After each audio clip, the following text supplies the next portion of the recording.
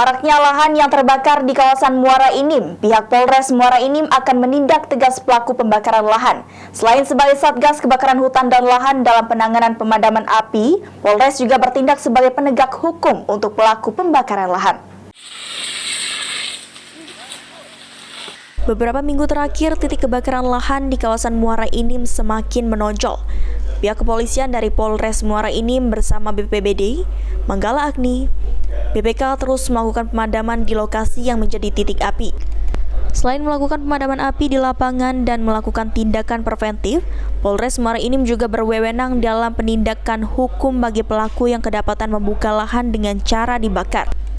Kapolres Muara Enim AKBP Andi Supriyadi mengimbau kepada warga dan seluruh pihak untuk tidak membuka lahan perkebunan dengan cara membakar. Pihak kepolisian dengan tegas akan melakukan proses hukum bagi siapa saja yang melakukan tindakan tersebut. Membuka lahan dengan cara dibakar jelas melanggar aturan dan bisa disanksi dengan proses hukum yang berlaku.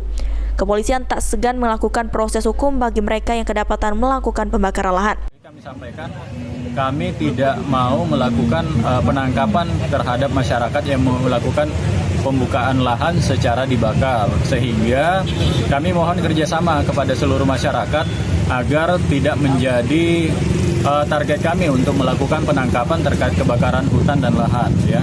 Sehingga memang mohon maaf, ada beberapa warga yang kami lakukan penegakan hukum untuk mempertanggungjawabkan perbuatannya, karena memang kebakaran hutan. Membuka lahan dengan cara dibakar berdampak buruk bagi lingkungan, terutama bagi udara karena munculnya kabut asap. Kabut asap yang tebal mencemari udara bisa berdampak pada kesehatan pada masyarakat. Jelas ini merugikan bagi semuanya. Mardiansyah, PAL TV.